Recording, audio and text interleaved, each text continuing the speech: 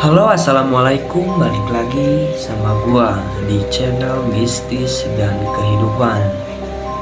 Sekarang gua akan menceritakan sejarah munculnya 10 hantu di Indonesia. Oke lah, tunggu balila. Kita simak ceritanya.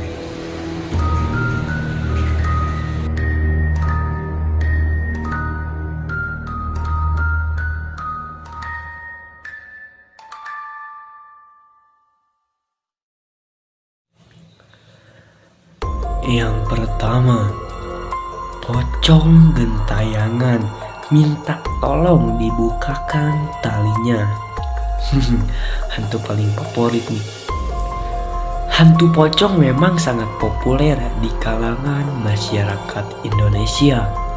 Bahkan hantu ini bisa dibilang hantu paling seram yang ditakuti orang. Ada banyak versi soal dari mana hantu pocong ini muncul pertama kali.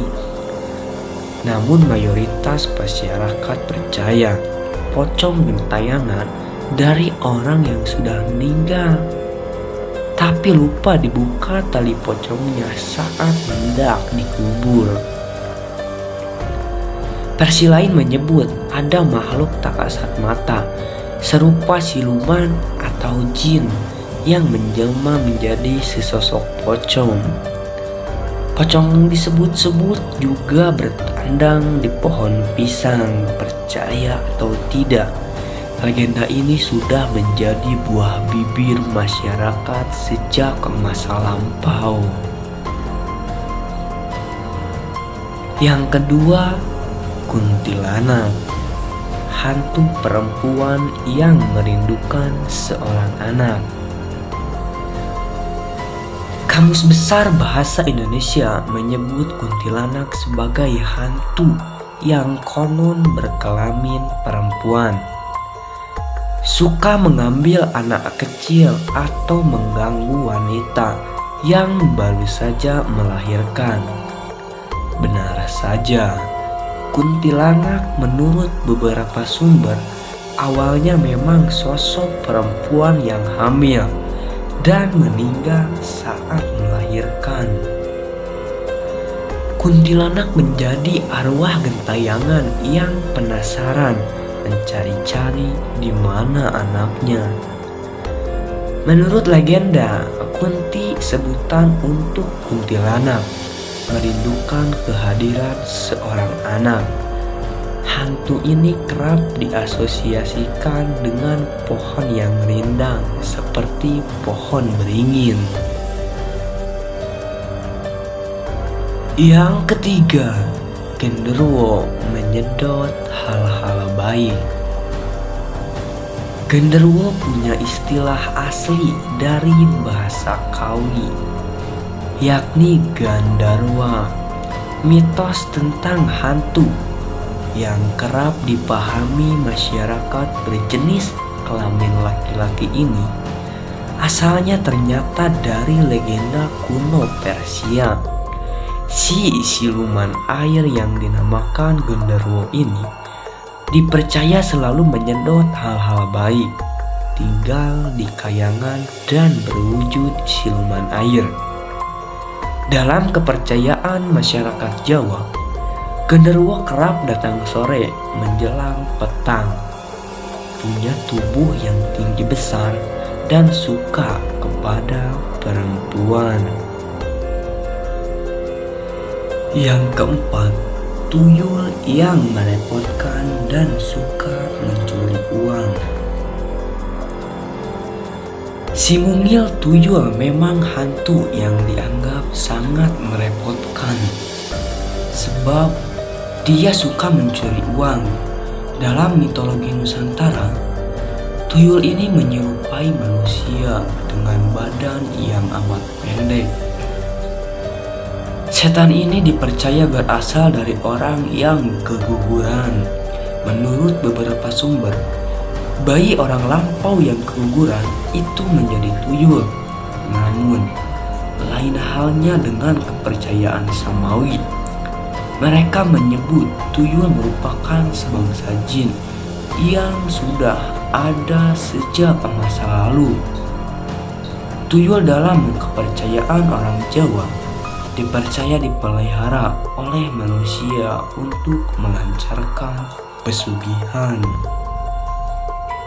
Yang kelima, sundel bolong punggungnya penuh belatung.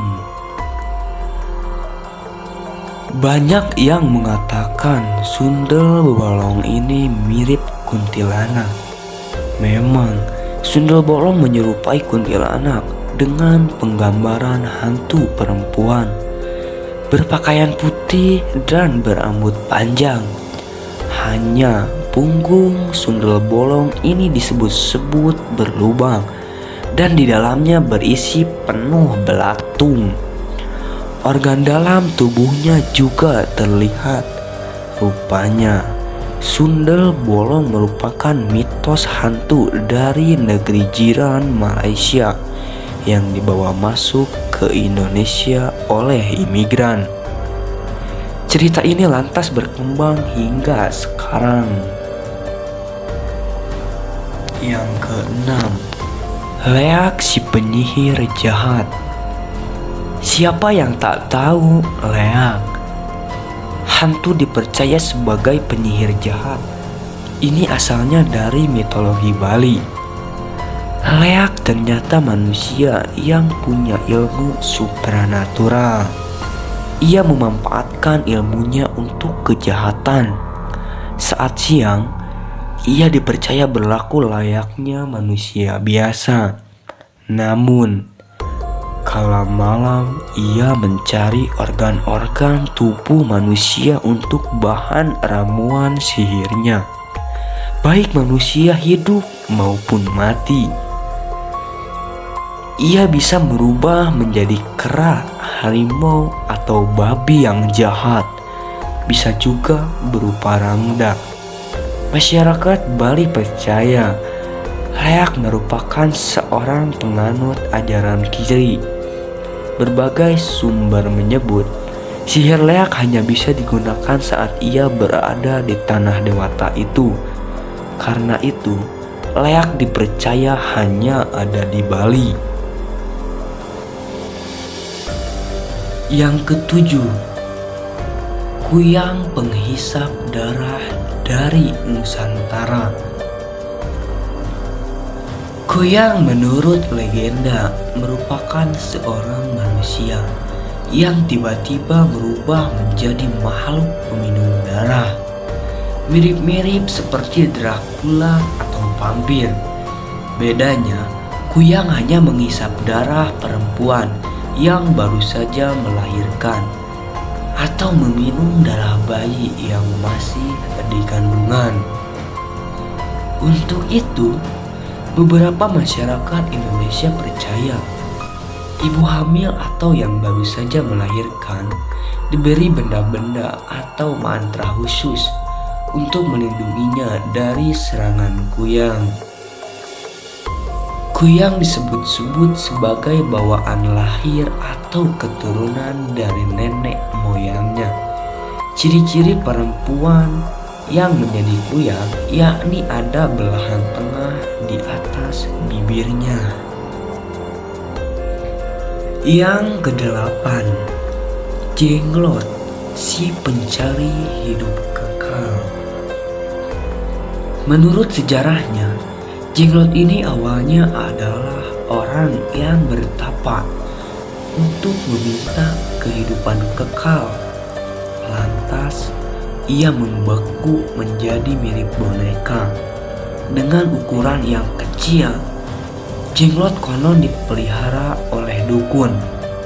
Kendati berbentuk seperti boneka, kuku dan rambutnya rupanya bisa tumbuh memanjang. Ada pula yang menyebut kalau Jenglot hidup dan minum darah. Yang kesembilan, Wewe Gombel mencintai anak-anak. Mitos ini berasal dari tradisi Jawa kuno. Awalnya, masyarakat primordial menciptakan cerita tentang wewe gombel untuk menakut-nakuti anak agar tak keluar dari rumah saat malam hari. Maklum, kala itu belum ada listrik. Orang tua khawatir anak akan diterkam hewan buas. Mereka pun menyebut wewe gombel gemar menculik anak, namun tak menyakiti. Wewe gombel digambarkan dengan sosok nenek berambut panjang dengan payudara yang panjang pula. Sumber menyebut wewe gombel dikisahkan berasal dari bukit di Gombel, Semarang, Jawa Tengah. Pada masa kolonial Belanda, banyak orang mati di bukit itu. Yang ke-10, Suster Ngesot kakinya hancur. Beda dengan hantu-hantu lainnya, Suster Ngesot termasuk cerita hantu yang cukup baru. Beberapa orang percaya hantu suster ini berasal dari salah satu rumah sakit milik pemerintah di kota Jakarta. Awalnya ada suster di rumah sakit kenamaan tersebut yang meninggal tidak wajar. Suster itu dikabarnya diperkosa oleh seorang dokter. Kakinya dimutilasi dan dikubur di ruang laboratorium. Sumber lain menyebut Suster Ngesot berasal dari sebuah panti jompo di Jawa Barat. Suster yang berdarah Belanda ini memiliki ilmu hitam. Ia lantas membunuh semua penghuni di panti jompo itu karena dendam tertentu. Masyarakat sekitar merasa tak terima lalu menghakiminya dan memukuli kaki suster tersebut hingga remuk.